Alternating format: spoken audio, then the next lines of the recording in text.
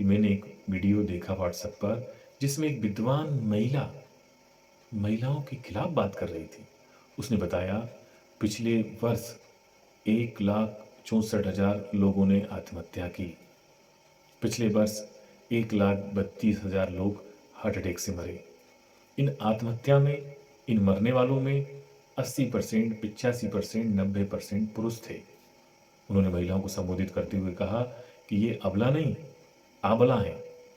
महिलाओं के खिलाफ महिला के मुँह से की गई टिप्पणी मुझे अच्छी नहीं लगी। मुझे अंदर तक झकझोर दिया, इसलिए मैंने पहला विषय चुना, स्त्री और पुरुष। ये बात बिल्कुल सही है। पुरुष जब भी आत्महत्या की बात करता है, वो लगभग आत्महत्या कर ही लेता है। उसका गणित, उसका विज्ञान पूरी तरह आत्महत्या के पीछे लग जाता है। वो जो बोलता है, वो करता है। बल्कि कई बार तो बिना बोले ही वो आत्महत्या कर लेता है। स्त्री जीवन भर आत्महत्या की बात करेगी और जीती रहेगी। उसका बोलना असत्य है। स्वास्थ्य के मामले में स्त्री पुरुष की अपेक्षा बेहतर है। वो 5, 10, 15 साल पुरुष से ज़्यादा जीती है। अटैक आने में मामलों में स्त्री 5, 10, 15% तक सीमित है। 80% तक पुरुष अटैक से मरता है। ये बात बिल्कुल सही है। स्त्री स्वास्थ्य में, लंबे जीने में, आत्महत्या ना करने में पुरुष से बेहतर है।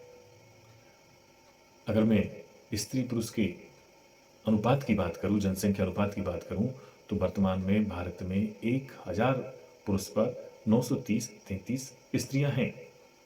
और यही रेशो अगर मैं 60 साल से अधिक जीवित व्यक्तियों पर बात करूं, तो 1,000 पुरुषों में 1,080 स्त्रियां हैं। 1,000 पुरुष अगर जीवित हैं, तो 1,080, 1,090 स्त्रियां जीवित हैं। और ये इसी को अगर मैं 60 साल से कम उम्र में जीवित व्यक्तियों की बात करूं, तो स्त्रियों का 930 का अंक 900 से कम चला जाता है। अगर 1,000 पुरुष 60 से कम उम्र के जीवित हैं, तो मात्र 900, 895 स्त्रियां हैं। स्त्रियों की औसत संख्या पुरुष के मुकाबले बहुत अधिक है। स्वास्थ्य में, रहन सहन में, हर मामले में स्त्री पुरुष से श्रेष्ठ है। इसका मतलब ये कतई नहीं है कि पुरुष के ऊपर पूरी दुनिया का तनाव है, पूरा दुनिया को वो चला रहा है, पूरे विश्व को वो चला रहा है, उसको वो सामर्थ्यशाली है, वो शक्तिशाली है, वो क्षमतावान है, पूरा शासन प्रशासन का भार उसी के ऊपर है। ये बात तनिक भी सत्य नहीं है। मैं 100% दावे के साथ कहता हूं कि वर्तमान परिदृश्य को अगर बिल्कुल पलट दिया जाए, जिस अनुपात में आज समाज पुरुष प्रधान है, उसी अनुपात में समाज स्त्री प्रधान हो जाए, शासन की डोर, उसका दायित्व, उसका निर्वाह, जिम्मेदारी अगर उसी अनुपात में स्त्री को मिल जाए, तो पुरुष की औसत आयु 40-45 वर्ष से अधिक नहीं होगी। आत्महत्या करने का मामला वर्तमान से 15-20 गुना अधिक हो जाएगा। पुरुष का जीवन जीना बहुत मुश्किल हो जाएगा।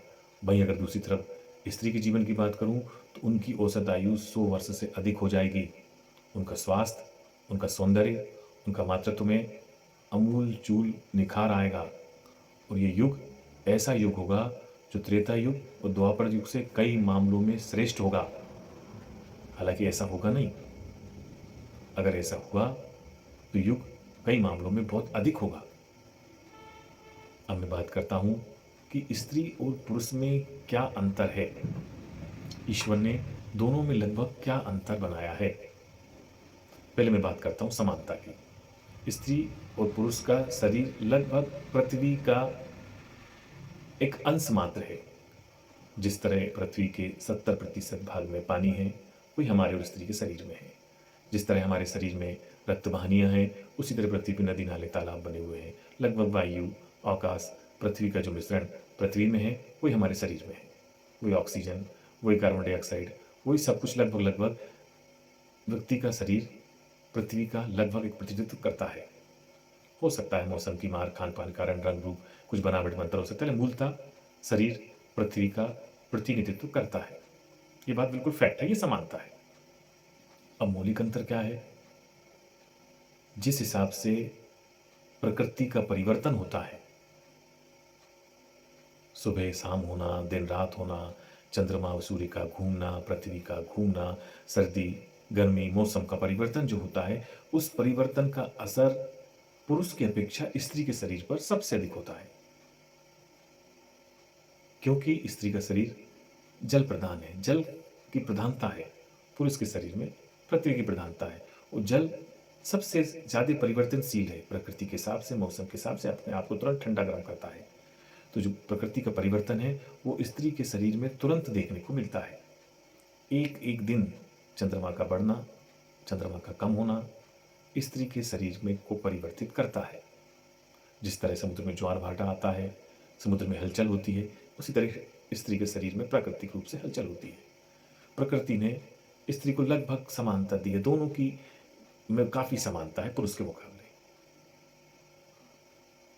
ये जब वो प्रकृति के मौसम के हिसाब से अपने आप को परिवर्तित कर लेती है, फिर घर की तनाव, हंसी खुशी, समस्याएं, परिस्थितियां, ये तो बहुत छोटी बात है।